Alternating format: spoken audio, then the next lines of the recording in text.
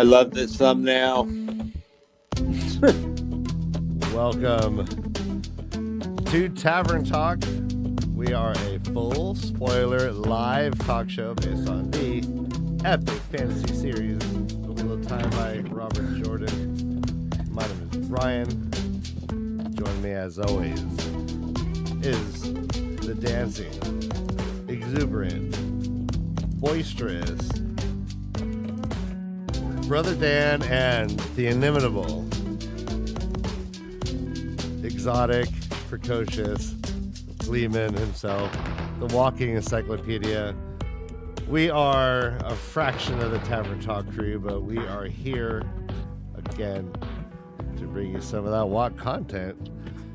Tonight we have a special show. We're going to be talking Aiel theories and all things Aiel. And how are we all doing, guys? Doing good. Hello, Ryan. Hello, Jansen. Hello? Just took a nap and was awoken at 7 o'clock exactly. My alarm did not go off, so I am so good. Okay. Well, hey, the audience, you got to make up that time with the audience, man. Yeah, thanks both of you guys. I meant the audience, not you.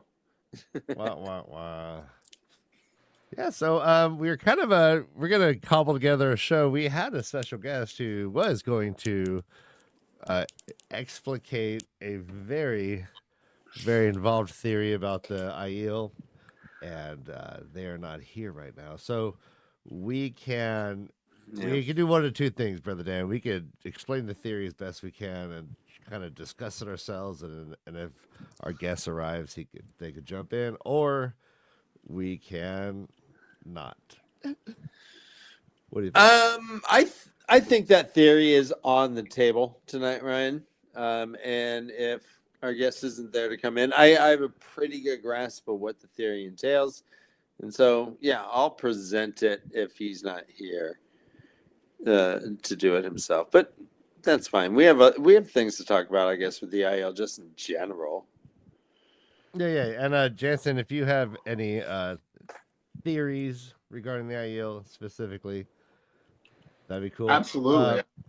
You know what I always have something to say, so I'm looking forward to talk about this. Excellent. Dan, so I guess start off? Yeah. I guess I'll jump in, and I will credit this to the person who was supposed to be here, and I hope everything's okay. I'll credit this to Kev from the community. And Kev's theory, and he floated it out to me, and as soon as he said it, my mind kind of turned to jelly because it was so great. Was that the Aiel are essentially a construct that were created by the Aes Sedai. So we have a different examples of Aes Sedai creating essential species in order to fulfill their tasks. Most notably the Nim or the Green Men, right? The Green Men were constructs. They were created. They were living beings that were there in order to do a task that the Aes Sedai set for them. And with the Aiel, it's not much different. The Aiel, you have essentially a race of beings that their entire livelihood, more or less, during the Age of Legends, is to serve the Aes Sedai. They are, if not slaves, and I'm not going to say they're slaves, but they are certainly a caste system in which they are born as Aiel. They are identified as Aiel by their looks, and they are treated differently as Aiel. You have to receive permission from the Aiel you quote unquote work with in order to marry an Aiel that works with a different Aes Sedai. It has all the beings of it's either we're going to say they are just a straight out slave race that are are there for the Aes Sedai's whim and are born different, look different, and everything. They have extraordinary stamina. They have extraordinary agility. They're great fighters. They can hide anywhere. They can run as far as a horse. They can run all day and beat a horse in a marathon. Or like if it, they're doing things that are somewhat superhuman. And so the idea is that perhaps they are not quite human at all. They are taller than other people by sight. They have shocking red hair, which no other race that we see of has this consistent gene structure. And then when they leave the Aiel, they are set with a purpose. This purpose is to protect Avendasora and all of the Terangro, more or less, and to go hide out and wait for us. Kinda. And that's kind of what they do, but without guidance, it becomes more corrupted. Giotto becomes more strict. They start to lose the focus that was this pacifist, way. The way they followed the way of the leaf. The way of the leaf. So, anyways, the thought is that the Aiel are not actually humans per se, but were constructs designed to help serve the Aiel in the time of peace and love. What do you think, guys? What do I think? Mm-hmm. Well, I think that there's some truth to that, but I think a lot of it's circumstantial, especially with the fact that they, as far as tall people, there's short carrying in everywhere, and they all have the same, and this becomes, I think that a lot of that comes, there's a lot of different things that happened in the history of the land that made it so certain people had to stay within the vicinity of those other same kinds of people, and we get those kinds of people, just like we did in the Two Rivers. But I do think there's a lot of validity to how they made people or made living constructs, as far as like you're saying, because I'm thinking of like, the constructs that were made, that we know that were made. And they were like Trollocs, they were Myrddraal, they were Jamara, but then there was also the Zamora, who were actually slaves. And I believe it was illegal to have them, or it was illegal also to have pieces in the game that they had created for gambling back in the Age of Legends in the Dark Ones who held cities. But if, say, I'm not sure that the Aiel were constructs, and I think that even Rafe Judkins,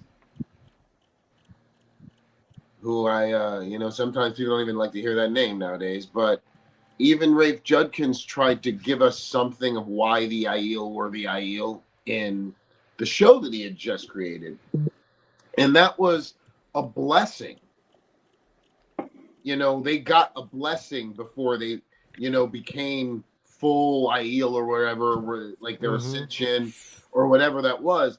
But in the books, the thing that I know that the Aiel had pre-Age of Legends, because the Aiel, we don't hear about them ever being created in the Age of Legends. We only hear that the Aiel practiced the way of the leaf for eons.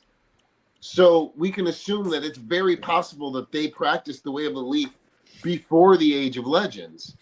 And one of the things that I can think of that we have also from before the Age of Legends was something that I can't remember what her name was. Actually, it was Amis, I think, who said this in Knife of Dreams, I think it was. Or was it Winter's Heart? Maybe Winter's Heart, when her and Avienda became sisters. They talked about caressing the child. And they told one of the kin, that this comes from before we even serve the Aes Sedai. Christian, I think maybe he's talking to Christian or one of the kin about caressing the child. So we know that babies got blessed somehow back then, and maybe they were given a blessing as the Aiel. I don't know if they were constructed. Well, I mean, yeah, timing wise. So you're saying they obviously pre-exist. They were here before the Aes Sedai were even like I a thing, think right? they were there pre Age of Legends, yes. So what I'm saying is, I don't know if they were created like that by the Aes Sedai. I think that it's people still might have channeled and they might have been given a blessing, maybe the first blessing. I don't know. Maybe. Oh my God! I just had an idea. What if in the age before the Age of Legends, they couldn't channel? Oh my God! This is gonna blow my mind. Oh my God! What if the exact opposite of what happened with Mirren and Vitamin happened with people and it became the light? Wait a minute. And they I mean, were, what if they found channeling and were blessed by it? the Aiel themselves? Yes.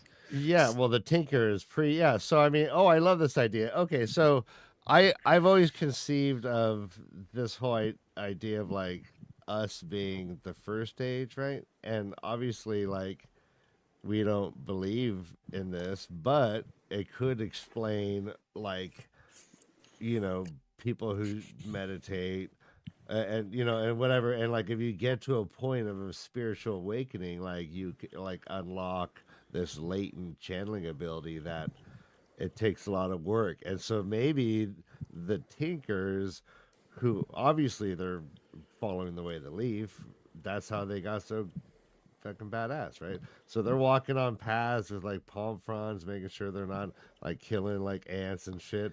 And they're like meditating, and all of a sudden they're like, boop, third eye opens up. They can channel. They are the only things that survive what I believe is going to be like what Tom Maryland said, the age that ends in fire, which is in the age of ends at ice. It's like I'm believing that's like us killing ourselves with nuclear weapons, but these people are so enlightened. It's just like they're like, I don't, whatever, they survive, right? And they're the Yeah. ones that like bring channeling to the Age of Legends. Ooh, fun. So, like, think about this. There was a time, there was an age when there was no channeling, right? Well, Yeah, There we was assume an so. age. There was an age when there was no channeling. So, what if the very first channeler was an Aiel? yeah. This doesn't make And sense, though, you guys. I mean, it's fun, but the Aiel is that we don't see any Aiel in the White Tower except for in a servant role. We assume maybe their channelers went there, but we don't know. We don't know what wise ones were when they were the servant class, right? Did the Aiel people who could channel, were they picked up and taken to the White Tower? well, we know that in the Age of Legends, when Aiel started showing the signs, they went to they got trained as Aes Sedai. Okay. We know that. And we know what I'm thinking of, like, what if the founding of the original Aes Sedai in the Age of Legends, that had to be a momentous occasion, correct? What if the firstborn channeler pre-Age of Legends was the whole reason why the age before that ended? What if people had to save that child to start something that would protect him being the Aes Sedai. And why would that be So, an Aiel child? so the Aiel founded a nursery of channelers and said, "What are we going to do with all these kids we know we have to protect? We're going to form. Those kids are going to get older." The Aiel kept their same purpose to protect the Aes Sedai and serve them, just like Bukama did to Lan. They served them. They couldn't channel, but they knew what they would become. I'm starting to form a theory myself here now. Well, Glenn brings up an interesting theory here. He says, I don't know why, to be honest, but I always had the impression the ancient Aiel, as in before they swore the covenant to be servants of the Aes Sedai, were made to swear the covenant because they did something wrong. He goes on to say that the covenant is a collective punishment, one that is transferred generationally. Well, we already know what that was. What they did was they broke the covenant of peace. Mm-hmm. They broke the covenant of peace and were sent to the threefold land for that. And here's the thing. This is the great part about the Aiel. What most people miss. Most people who read the books think that the Aiel just fighting in the last battle was what, and training to be warriors was what their toe was. Randolph Thor was the representative of all the Aiel from the Age of Legends that they broke that to, and serving him, which is why they became Algai Siswai. Serving him, specifically Rand, Luz Theron, reborn, the only one left from the Age of Legends. Serving him was how they literally made toe for every one of them. That's how they made it. Okay. It says it actually in it says it, Nakomi says it to Avienda. Those exact words. Oh yes, yes, I do remember something to that effect. Nakomi says that to her, and because Avienda kept thinking on her way to Roidion that she was getting steadfast that she was going to save the Aiel and bring them back to the threefold land, because she said the wetlanders make them weak. Being in the wetlands makes them weak. But Nakomi told her, but why? We were sent to the threefold land for our toe, for our punishment. And once that punishment was done, serving Randolph Thor, the Karakarn, the representative of all who we broke covenant to, meant that we had made our toe, and why would we have to go back to punishment? And it made Avienda's entire journey change, and understand why she was there and what she needed to do, which was an even harder thing than she thought. A lot of what you're saying, Jansen, is a disreputation to the Way of the Leaf itself, which was the origin of the Aiel, right? So to be the spear of the dragon, you cannot be both. The Aswamasway or whatever, you can't be that and follow the Way of the Leaf. Yes, but you're right. But that was made by the Aiel who had already broken the covenant. But this whole thing with the Aiel. So Rand, when he is in his battle with the Dark One, and Rand creates his vision of like, hey, this is what I think is cool, right? He goes, he sees Elaine. 100 years later, Elaine's looking rad. She's all the Aiel are singing the Korra trees. He's like, where's Avienda? Oh, she's babysitting other people's kids. She hangs out in the nursery when she's not singing. And Rand goes, wait a minute. There's fucking something wrong here. This isn't what the Aiel is supposed to do. Watching someone else's kids? What? Babysitting in a communist manner? No way. And he this is what triggers him. And then he looks into Elaine's eyes and he sees that darkness there behind, as if she'd been turned. And the Dark One then says, "Oh yeah, if you're forcing all good, it's as if I'm just forcing all bad. It's the same thing." But the whole trigger was that Avienda was off living her best life, taking care of other Aiel kids and whatnot on her day off, mind you. And Rand was like, "Wait a minute, that's wrong. That's a bad thing for Avienda to end up in the future doing." And to me, isn't this the full circle of what the Aiel are supposed to be doing? Isn't this the ideal of the Aiel, where they do drop all violence and they end up babysitting kids and singing to trees and stuff? This is what they were doing. I think that the Covenant of the Way of the Leaf, if you, and like I said, this is all absolute speculation. This is nothing that Robert Jordan ever wrote or anything like that. But I would think about, I think about everything that's happened, and I would think of why anyone would make a Covenant of the Way of Leaf and how things turn and how time changes things in the Wheel of Time.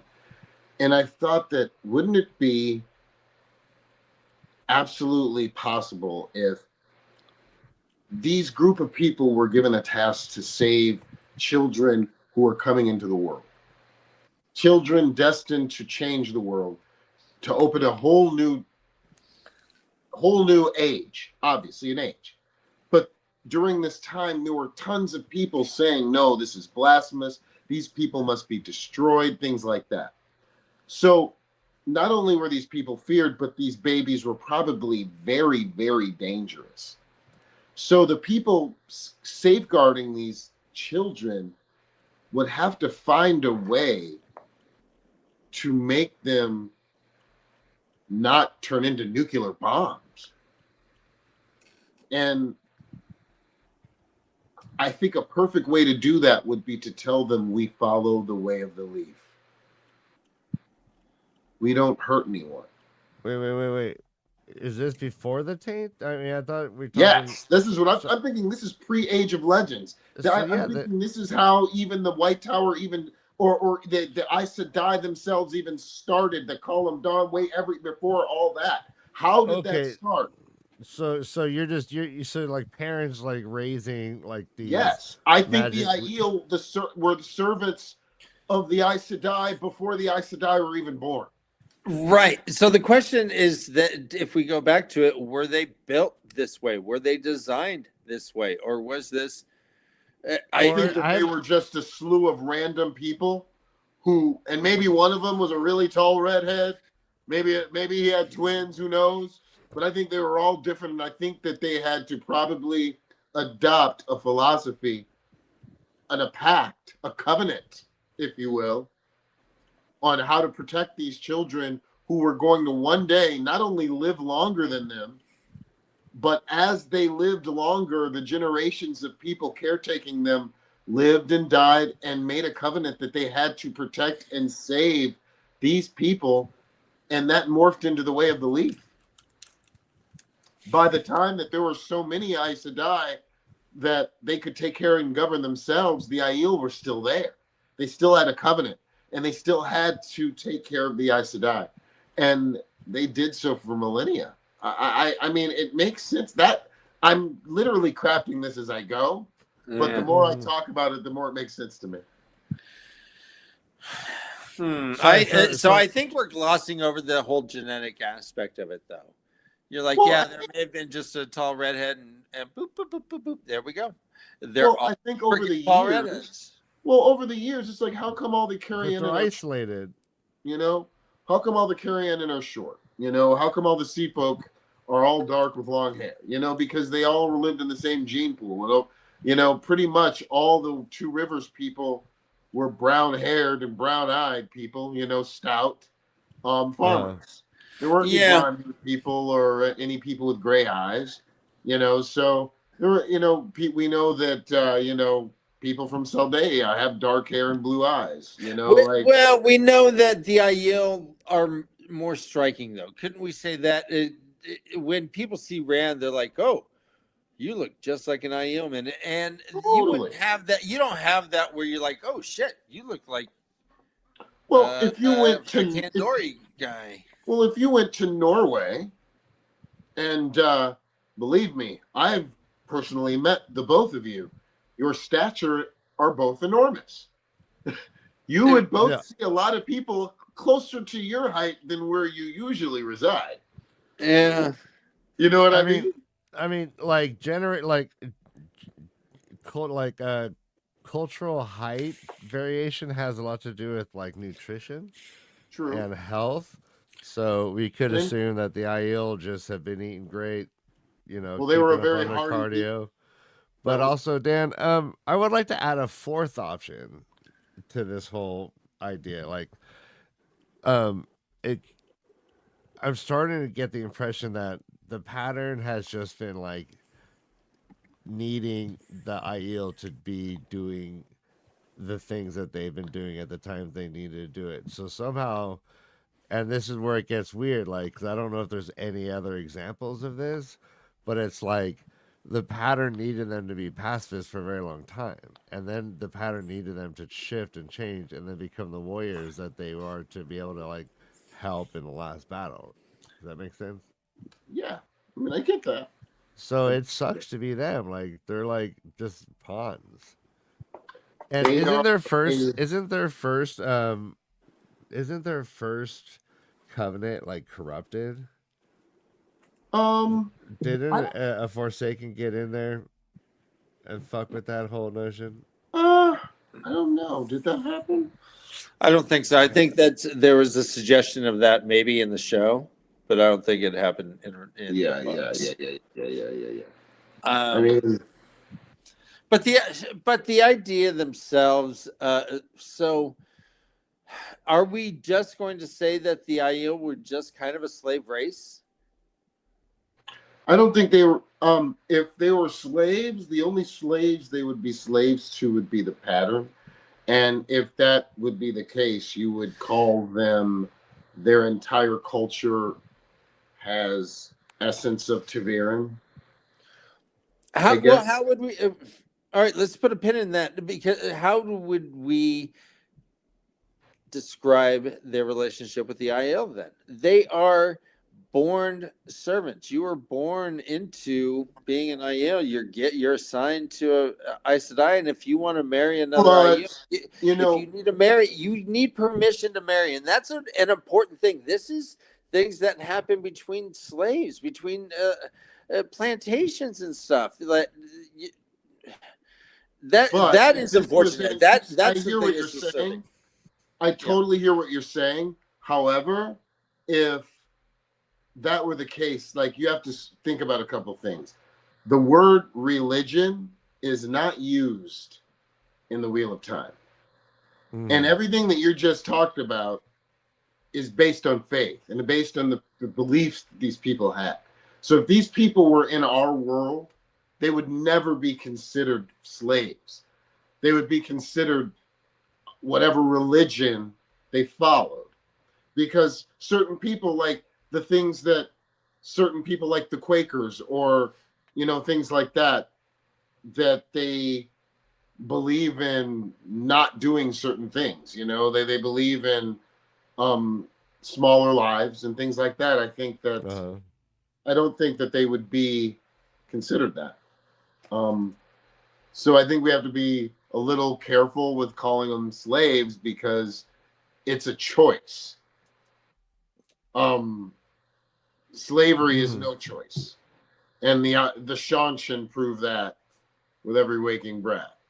But the Could it Aiel, be yeah, like, oh, just real quick, like we saw how Damage Red like was able to like either somehow like mind fuck the entire Sharan culture into like believing and acting in very extreme ways, right? Could it be that like this kind of compulsion could have been used on early, like when the covenant was even being formed, that was necessary to start this? it's possible. I think that's very possible. I think it's also possible that Demon Dread himself, or somebody close to him in the Age of Legends, foretold something to him, and he left things in place to come to Shara. I believe it's possible he might have ruled it already once. Yeah, You I know, always so thought he kind of like invented the prophecies and then just like Yeah. played them out like So cosplay. yeah, so Brother Dan, to answer your further question about slavery, the biggest difference between and why it's not is they had a choice. Some people walked away from it. You could have walked away if you wanted to. But like, just like I was just telling Ryan about the Shanshan, people who the Shanshan enslaved didn't have a choice. I don't remember any example of like an Aiel. Well, I mean, after Rand broke everyone's brains, people walked away. But prior to that, I don't remember ever hearing John about. Den's kids. I stand corrected. Well, no, but this was after. Sure, this was generations after. I'm saying before, when their whole job was just to sing and work the fields. Yes, we heard no stories about that before. But after the taint, once they were on the road and they were still holding to the way of the leaf and holding to the covenant, when boys would get the spark, they would run away. And try to save their families from them. I just went to the bathroom when I got the spark as a young man. Yeah, you're like, hey, I'm gonna go. I gotta poop. Gotta poop. I'm gonna grab this Victoria's Secrets catalog. All right, so you don't find anything, if we look at it instead of our adoring eyes, if we look at it, if we pull back, you don't see anything problematic between the Age of Legend, Aiel, and Aes Sedai relationships at all? I only don't because anytime you build a world or any kind of thing like this, if you don't have a belief system, a set of rules, a religion, or something like that, then nothing really makes sense. Like there has to be, motives and reasons why people do things. Like the White Cloaks are a great example for this. By a great way of sidestepping writing about like religious views and things like that. With the whole Lothar Mantalor and everything like that. That's a beautiful way of putting a set of a belief system in without having to make it a religion. You know what I mean? Because obviously the closest. But one is not born a White Cloak. One is born an Aiel. Yes, definitely. So we're not talking a belief system or a faith. We're talking about an entire race of people that is distinct and different than the other people around them, to where they're easily identifiable. Yes, but we also have the Sea Folk. Mm-hmm. And the Sea Folk have a way different belief system, a way different command system, a way different command structure, beliefs, and even their prophecies. I'm not trying to say that people can't look different, but we're either dealing with an entirely subservient race or things that were built to alleviate the issues of having an entirely subservient race. And so that's my idea, is that this might be, or it's not even my idea, but that they might be AI Aiel. They might be things that were designed and built to serve Aes Sedai, and that makes perfect sense, doesn't it? They're too busy thinking about how to get into the board. To heat their own coffee and stuff. Think about the Amish. Think about the Amish. I often do. Very few people. There's a very few percentage of the population that's going to wake up in the morning who were not born Amish and say, "Hey, this thing's like a good idea. I'm going to go be Amish." Most people who are Amish today were born Amish, and they have a belief system that most of us don't have. And they follow it staunchly. They even send people out in the world and they come back. Some people don't, just like the Tinkers, but most do. And they are born with a completely different philosophy and belief system than most of us, just like the Aiel. And that's considered pretty much the closest thing to not religion that I can think of in our world, right? Because Amish isn't necessarily a religion, or is it? No, it is a religion. It's a people, though, but it is based around a religious thought. And the Aiel are based around Je'ito. Um, hmm. The So Aiel that's are. interesting. I mean, Jito developed. They didn't have Jito, I don't think, in No, the Age they of didn't. Legends. They developed, but that's what they are now. Yeah, and but also with the Amish, this is not a people that is so. What I'm So hearing, so here's what is we're that talking about. Wow. So maybe in a way they were slaves, but we're talking about a group of people that expansed ages and ever ages. So at some point they weren't. At some point they were. They aren't now.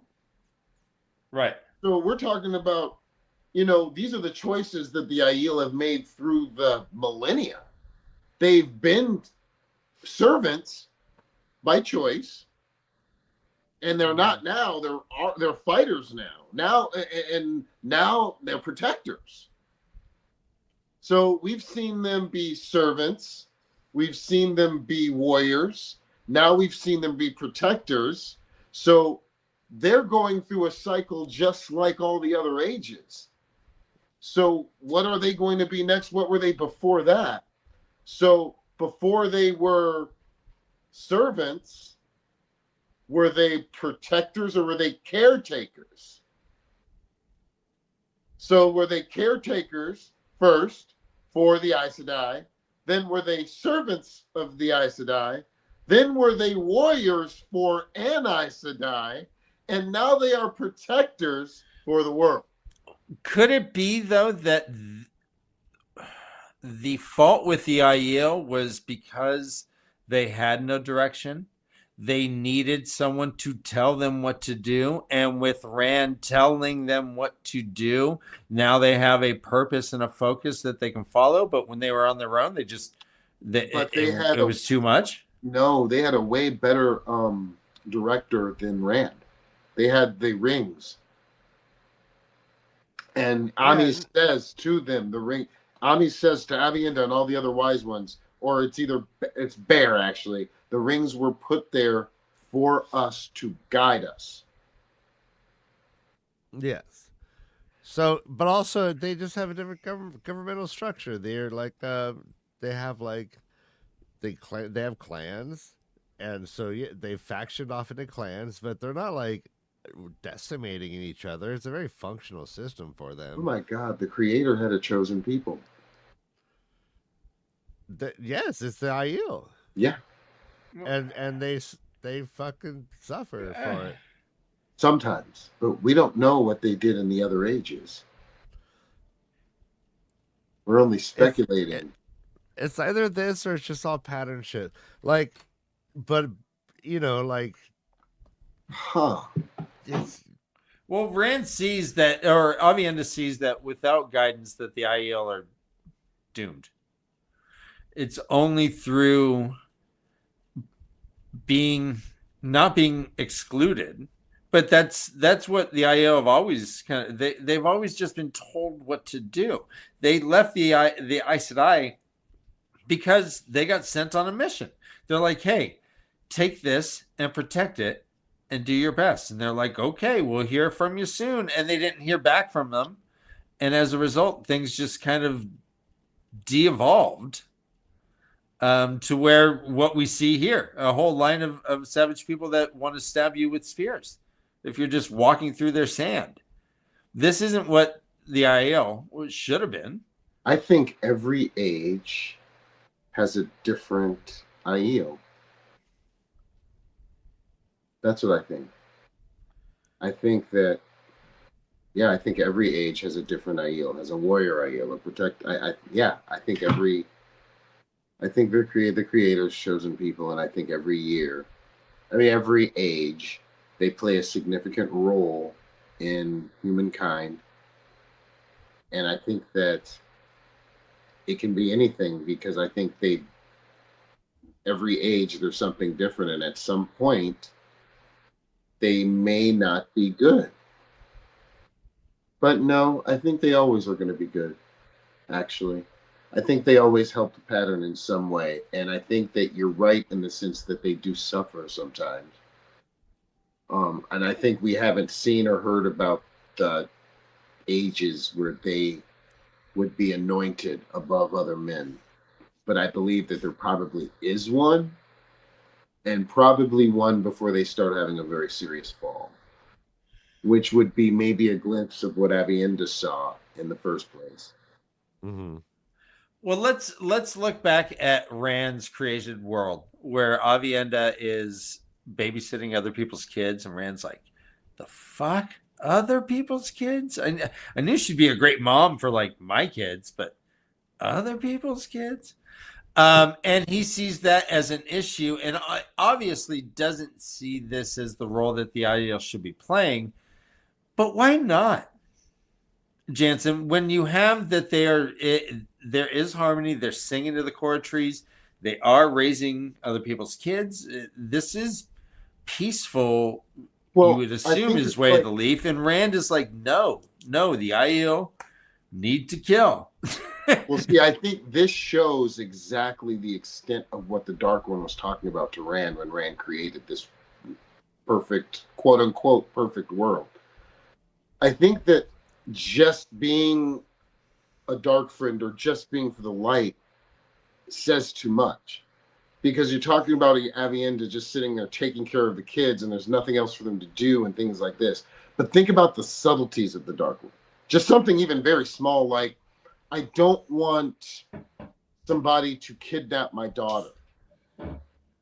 That'll never happen in Rand's world, right? So you don't have to have a policeman or someone who trains to protect or save people, because that's never going to happen.